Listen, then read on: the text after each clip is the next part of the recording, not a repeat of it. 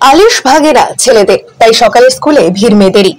গ্রীষ্মের ছুটি কাটিয়ে তীব্র গরমের মধ্যে স্কুল খোলার পরেই সকালের স্কুলে মেয়েদের উপস্থিতির সংখ্যা বেশ চোখে পড়ার মতো। শনিবার সকাল 7টা থেকে আরম্ভ হলো রাজ্যের বিভিন্ন স্কুলগুলিতে পঠন পাঠন। এ বিষয়ে শিক্ষা দপ্তর এবং মধ্য শিক্ষা পর্ষদের ছাড়পত্র পাওয়ার পরে শুক্রবার সকাল থেকে পঠন পাঠন শুরু করে বেশ কয়েকটি স্কুল। প্রথম দিনে এই সিদ্ধান্তের সুফলও মিলেছে হাতে নাতে। স্কুলে বেড়েছে পড়ুয়াদের উপস্থিতির হার। শিক্ষকদের দাবি, প্রথম দিনে সকালে স্কুল খোলার খবর সমস্ত পড়ুয়ার কাছে সম্ভবত পৌঁছায়নি। সকলে জানলে উপস্থিতির হার হয়তো আরো বাড়বে।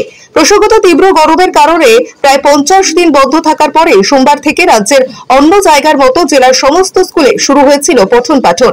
দুপুর থেকে বিকেল পর্যন্ত স্বাভাবিক সময় শুরু হয়েছিল পড়াশোনা। কিন্তু স্কুল খোলার পরেও তীব্র গরম থাকায় স্কুলে পড়ুয়াদের উপস্থিতির হার ছিল নিম্নমুখী। এই পরিস্থিতিতে গত বুধবার রাজ্যের স্কুল শিক্ষা দফতর একটি বিজ্ঞপ্তি জারি করে। রাজ্যের স্কুলগুলি যাতে স্থানীয় আবহাওয়ার উপরে ভিত্তি করে স্কুলের পঠন পাঠনের সময় নিজেরা স্থির করতে পারে, সেই মর্মে ব্যবস্থা নেওয়ার জন্য রাজ্যের প্রাথমিক শিক্ষা পর্ষদ এবং মধ্য শিক্ষা পর্ষদকে অনুরোধ করা হয় সেই বিজ্ঞপ্তিতে। সেই মতো বৃহস্পতিবারে নিজেদের মধ্যে আলোচনা করে এবং পড়ুয়াদের জানিয়ে এদিন সকাল থেকে শুরু হয় পঠন পাঠন।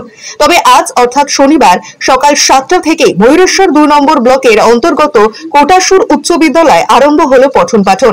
একইভাবে আজ থেকে রাজ্যের বিভিন্ন স্কুলে পঠন পাঠন শুরু হয়েছে বলেও জানা যায়। এই বিষয়ে কোটাসুর উচ্চ বিদ্যালয়ের প্রধান শিক্ষক বৃন্দাবন দাস জানান, স্কুল খোলার পরে দুদিন আমরা ব্যুরো রিপোর্ট, জনতার দরবার।